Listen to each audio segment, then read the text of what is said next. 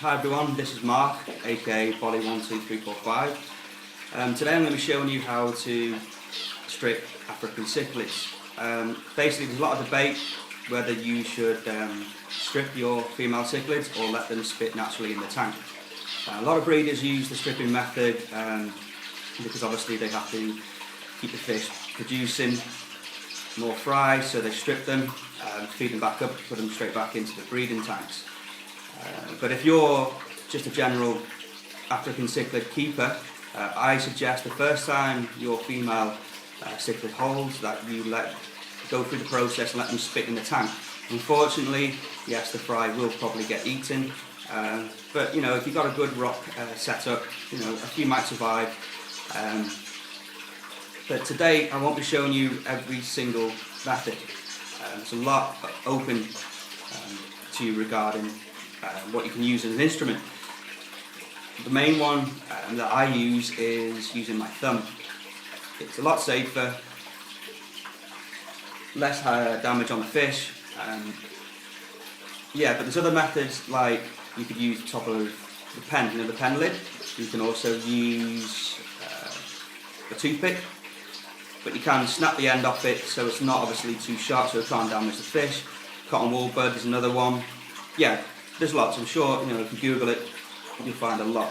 I've already stripped an ACI Nagara just to see, you know, setting up the camera and everything like that. So you might see something about down the bottom in a moment. Tiny little egg sac. There's about 30, 40 maybe. I've got a couple of Demasoni to strip, so you'll be able to see. And through the process, I'll be talking to you, just telling you basically what to watch out for and what to do, little tips. Like I said before, it's everyone's got their own way of doing everything. Okay, this is my personal way of doing it, and basically all it is just a guide. But if you have any questions, please message me, comment, and if you like the video, please leave a rating. Thumbs up is always good, always helps me out, and also subscribe for more videos. I'm trying to bring out at least 2 or 3 every week, you know, to keep you guys happy. Thank you very much. Enjoy the video. Okay, so we have our first Demasoni ready. I just caught. She's just in a holding little bucket at the moment. Make sure your hands are wet before you handle any fish. Okay, I normally hold them with my right hand and then use my left thumb. When you pick up the fish, try not to hurt them, don't let them try and jump out. But really, all you want is just their head showing through.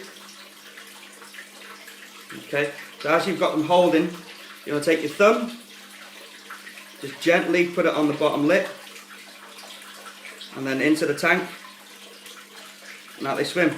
Gently bob up and down with the fish.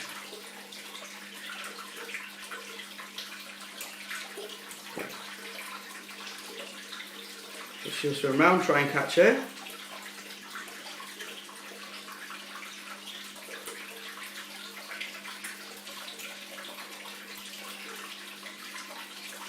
Trying to be careful not to damage the other fry.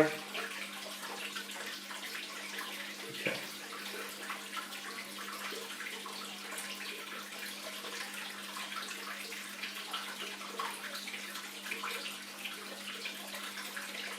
There's a few more in there, you can see the tails. With your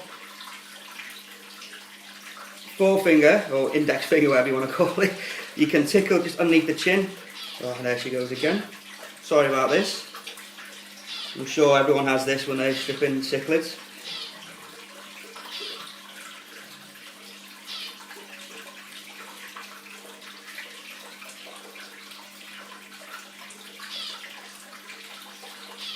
Okay, just give it a quick check, see if there's any more in the mouth.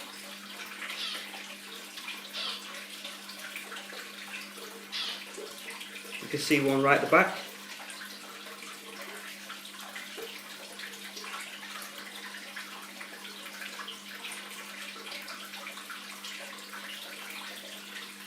Okay, looks like they're all gone.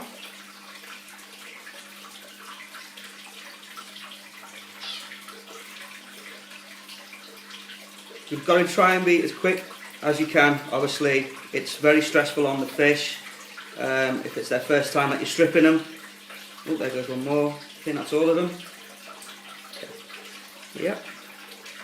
Now I just hold them in my hand, just let them have a quick swim around in your hand so they just get the strength back a little tiny bit. And I put them straight back into the tank. Once I've stripped all the fish and put them all back in, then I'll feed them. They will come for food now and then. If you notice they have any problems after they've hauled and you've stripped them, get them out. If you've got a hospital tank, put them straight into a hospital tank. And then just monitor them.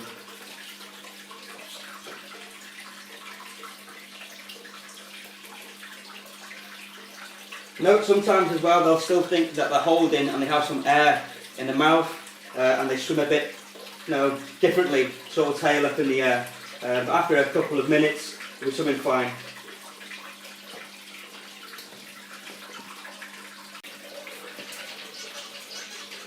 Okay, so we've got our second Demasoni. This one's only been holding for around about 17-18 days, so there could be a chance that there's only slight fry formation and a big egg sac. Having fry with a big egg sac is okay. You just need some water movement in the water, because what happens is if the fry are not free swimming, the egg sac will stick to the side of the tank or whatever container or fry trap that you have, and then it will just rot and they will die. Okay, so if they are, as long as they've got a head and a bit of a tail and some water movement to move them around the tank, it's fine, because within 3 to 4 days the egg reduces and then they're free swimming. Okay, so I'm just going to catch this one and just have a go and see, have a look at how big the egg sac is.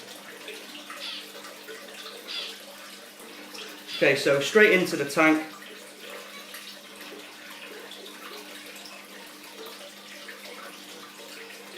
So you can see there is quite a large egg sac with these ones, but they are swimming about.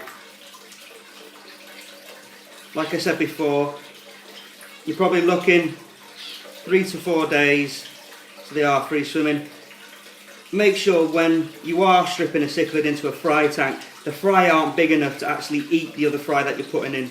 That's a big one that people forget about. Basically, whatever cichlid you have, if the mouth's big enough to eat the other fish and to fit into the other mouth's fish, well then it'll have a good chance, a good go at eating it.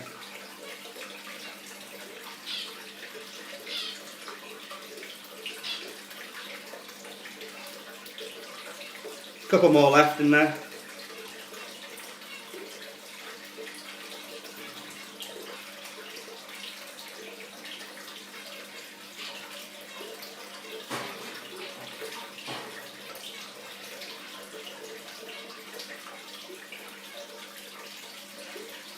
Okay, so a quick check. No more, all gone. Straight back into the tank.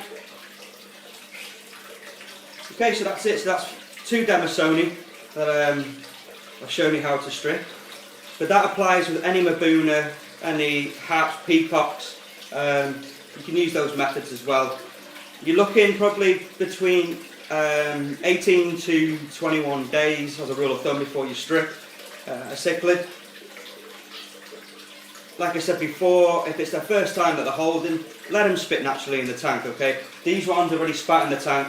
They do look a bit small because obviously Demasoni are dwarf Mabuna, so they only grow up to about 3.5 inch max, depending on the tank size. Some do get up to about 4 inch. But now they're going to be fine. I'm just going to feed them back up, and then from here I'll talk to you a little bit about aftercare, looking after your fry and what foods to eat.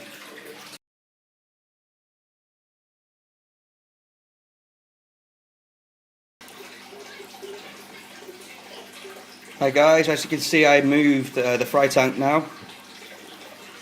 It's next to my Tanganyikan tank. So what I'm going to talk to you about now is filtration, what temperature to have the tank for optimal growth and what's best for the fry, water changes and what food to feed them. First what I'm going to talk to you about is the filtration. In a fry tank it's always best to have a sponge filter. The reason being is small fry will get sucked up into the internal filters and external filters, and you don't want that happening. This one's a Huey hung filter. We've got them online. Just Google Huey hung. I'll put the spelling in the description so you can pick that up. Okay, the next one is heating. The heater there is a 50-watt heater, ample for this size fry tank. Okay, water change is a big thing. Okay, everyone has different ways of doing it, different percentages. What I do is 25% daily. This really helps with the fry growth and getting rid of any rubbish that's in the tank from feeding. I'll talk to you a bit about feeding in a minute. Okay, a lot of people will add salt to the water if their pH is low out their tap and stuff. That's fair enough, but as you know, in a small tank it is so hard to keep the water parameters spot on. So I'm quite lucky at 7.5, 7.6 coming out of my tap. So it's just a straight case of nice cold water straight back in, and away you go. Regarding the feeding, I'll be using some crushed up flake, any type of flake. I've even used tropical fish flake in the past, and Maboona love it. Make sure it's really fine for enough to get in their mouths. You can also use really small brine shrimp, spirulina. You can also use really fine grade red crumb, which you can get from ta-aquaculture.co.uk over here in the UK. There's a wide variety of feed and fry. Everyone has their different ways of doing it. Obviously, breeders will have their secrets, you know, how they get the growth, you know, optimal for the fry. Regarding the water temperature, I like to keep it a steady 26, 27 degrees. I don't know what that is in Fahrenheit. I'll have to check it up. But you guys in America and around the world probably know that already. Yeah, so what I'm going to do every couple of days, or maybe once a week, I'll just give you a quick update video just to tell you, show you guys how the fry's doing. Like I said before, if you've got any questions or comments, please, send me them, put them on my on the video. This is my first commentary, so you have to bear with me. So if you've got any tips or hints or anything like that, how I can do better for next time, please by all means message me. And also, I listen to every comment, I read every comment, and I try and answer back. So if you like my videos, like this video personally, leave a thumbs up, a comment, and please subscribe. I love making videos. I try and make as many as I can each week. I started off back in 2005 or 6, I can't remember now, but I never put much good content out, and I didn't really bother much in editing and stuff like that. So yeah, about 2 weeks ago I only had 36 subscribers. Now I'm up to around about 133, which is brilliant. That means there's a lot of people interested in my videos, so I'm going to start putting more content out, more reviews and stuff like that. So if you like it, please subscribe. Once again, big thank you for all my subscribers, for leaving comments and ratings on my videos. Like I said, it helps me out. Okay, thank you very much. Bye.